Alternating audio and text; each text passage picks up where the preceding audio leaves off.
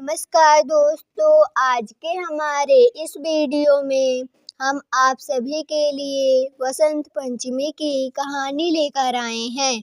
भारतवर्ष में कुछ पर्व ऐसे हैं जो केवल परंपरा नहीं बल्कि मनुष्य के भीतर सोई हुई चेतना को जागृत करने का कार्य करते हैं। वसंत पंचमी उन्हीं में से एक है। यह केवल ऋतु परिवर्तन का संकेत नहीं बल्कि अज्ञान से ज्ञान की ओर, निराशा से आशा की ओर, जड़ता से सृजन की ओर यात्रा का उत्सव है।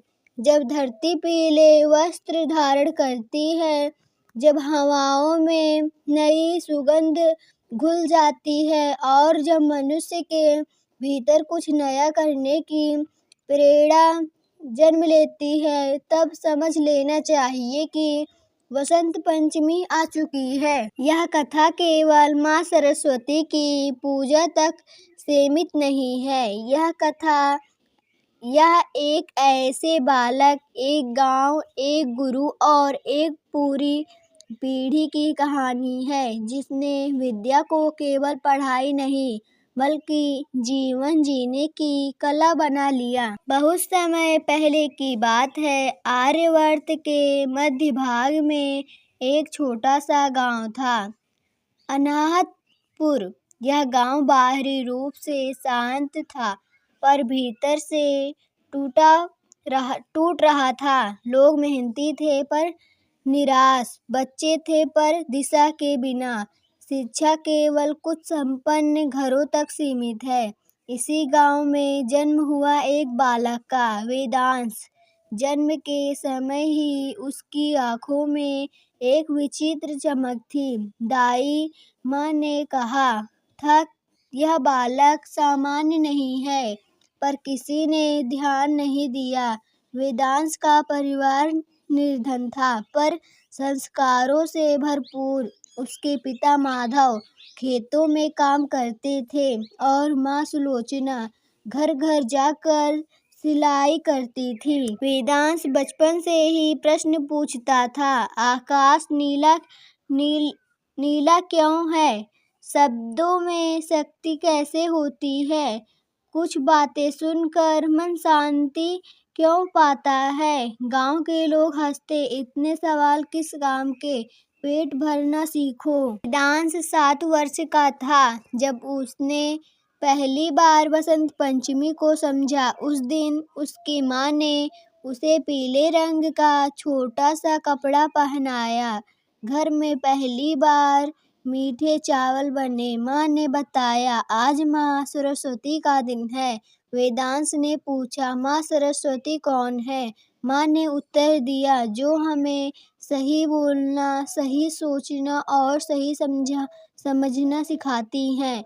उस दिन गांव के मंदिर में पूजा थी। जब पुजारी ने वीणा का चित्र दिखाया, वेदांश की आंखें भर आई। उसे लगा जैसे कोई अदृश्य शक्ति उसे बुला रही हो। उसी रात उसने सपना देखा, पीले कंबलों से भरा एक सरोवर और उस पर विराजमान एक दिव्य प्रकाश। एक स्वर गूंजा, जब समय आएगा तुम मेरी वाणी बनोगे। समय बदला, अकाल पड़ा, गांव में भूख फैल गई, बच्चों की पढ़ाई छूटने लगी। वेदांश भी खेतों में काम करने लगा पर उसका मन टूटता जा रहा था।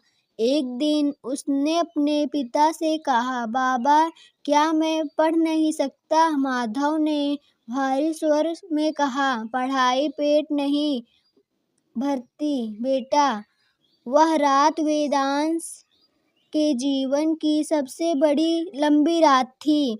उसने आकाश की ओर देखकर कहा, अगर ज्ञान सच में शक्ति है तो मुझे राह दिखाओ। अगले ही वसंत पंचमी से कुछ दिन पहले गांव में एक सन्यासी आए, गुरुदेव नीलकंठ। उनके चेहरे पर तेज था और आंखों में करुणा। उन्होंने गांव के बच्चों को इकट्ठा किया और बोले, जिसे सीखने की भूख है वही मेरा शिष्य है। वेदांत सबसे आगे था। गुरुदेव ने उसे देखा और मुस्कुराए। तुम्हें मैंने बुलाया नहीं, तुम स्वयं आए हो। यही विद्या की पहली शर्त है। गुरुकुल में था। वहाँ सुविधाएं नहीं, अनुशासन था। सुबह सूर्योदय से पहले उठना, मौन साधना, अक्षर अभ्यास, संगीत और सेवा। वेदांत कई बार टूटा, रोया, पर रुका नहीं। वह हर रात माँ सरस्वती से प्रार्थना करता, मुझे महान नहीं उपयोगी बनाइए। एक विशेष वसंत पंचमी आई। गुरुदेव ने कहा, आज केवल वही बोलेगा जो समझ चुका है। वेदांत ने कोई श्लोक नहीं पढ़ा। उसने बस इतना कहा, ज्ञान वह है जो भूखे को अन्न और टूटे को आशा दे। उसी क्षण वायु में वीणा की सी ध्वनि गूंजी। पीले फूल बरस पड़े। गुरुदेव नतमस्तक हो गए। वेदांत वापस अनाहतपुर लौटा। उसने पाठशाला खोली। पढ़ाई के साथ संगीत, खेती का ज्ञान और नैतिकता सिखाई। धीरे धीरे गांव बदला। जहाँ कभी अंधकार था वहाँ दीप जले।